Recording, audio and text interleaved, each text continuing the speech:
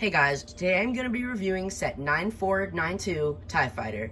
This set had 413 pieces and retailed for $40 in the US back in 2012. You can tell it's 2012 by a mall up there.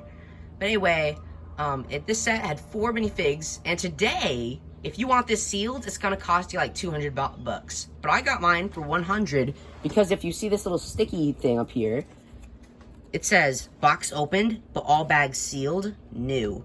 So I got mine for pretty much brand new, but it was 100 bucks less because the tape had been broken. So I just think that's kind of funny, and I like it because, I mean, obviously, as you can tell, I opened it, so I didn't really need the experience of opening those tape seals. And I'm glad that they had just opened the tape seals and decided not to build it, because now I got a TIE Fighter for 100 bucks less. And and it is brand new. I mean, the box is in like almost perfect condition, if not perfect condition. And I bought this thing like all bags are sealed, as you saw. See, all bags sealed.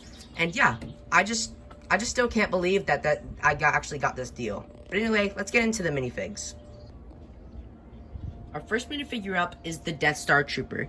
So as you can see, this is probably great for 2012, but it's not that great for 2023.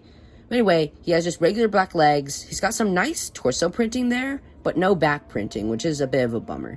Like, we would have, like, maybe, like, seen a bit more of that belt, maybe, like, some creases in his suit. He does have a blaster, which is pretty nice. He's got, like, this big, like, dome headpiece, well, for his helmet. And he has, like, this face with, like, it's, like, angry and a strap underneath his mouth. And then on the other side, it's, like, goggles, a not so angry face, but still mad, and still the strap. So yeah, this is probably one of the most. This is probably this is a minifigure that didn't show up too often.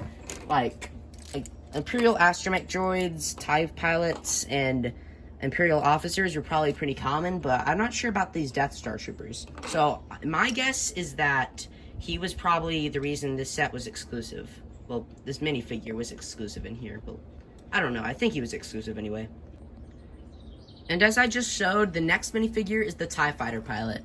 So he looks pretty bad compared to what we get today. And still no leg printing or anything, no back printing. An okay print for the torso. He has a pistol, I think. I might have just given him this pistol, but I mean, I think he came with this pistol, but he might not have. But anyway, of course, no back printing. The helmet doesn't look that good. There's no, like, silver printing anywhere.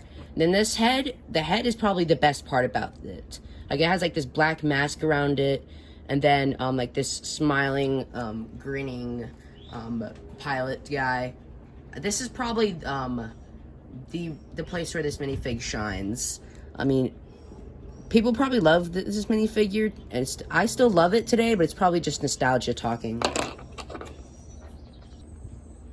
And here we have the Imperial officer.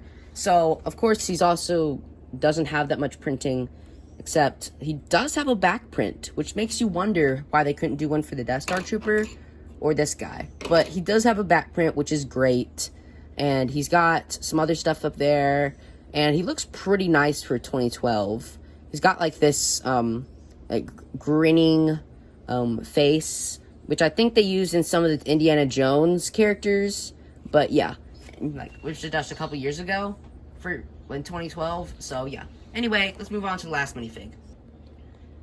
R5J2 is the last minifigure in this set. Imperial astromech droids were, like, fairly common, so it's not that surprising. No back print, unsurprisingly. A good torso print, though, for the front. And he's got, like, this printed dome piece, which I think was pretty good for the time. But these days, it just looks a bit derpy. But, well, actually, no. It doesn't look derpy, it just looks dated. And here we have the main attraction, the TIE Fighter.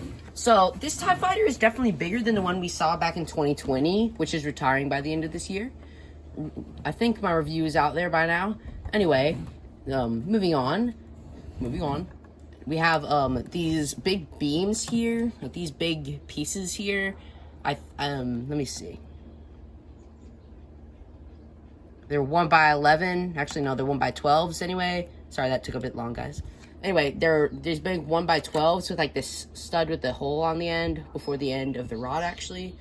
And optimally, you wouldn't be taking these off every couple minutes, but I just wanted to point that out. Anyway, you have these like big panels here. Like these wings are like pretty large, but the cockpit is also pretty large. Now these can come off like this.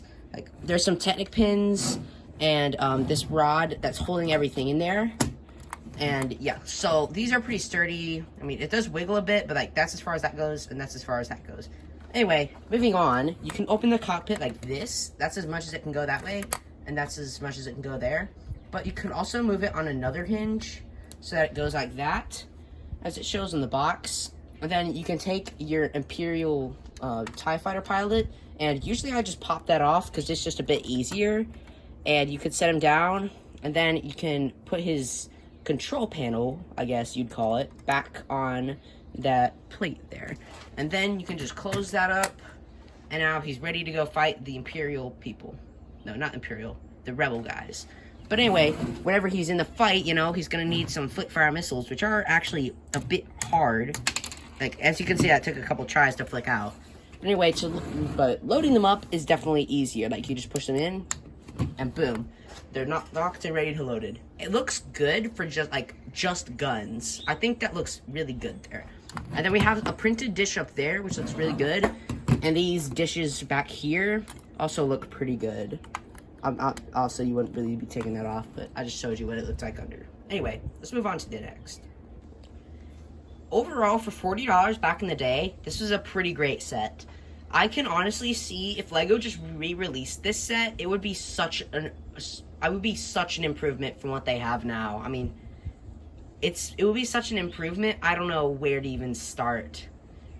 But anyway, that's the end of this. So I'll see you all next time.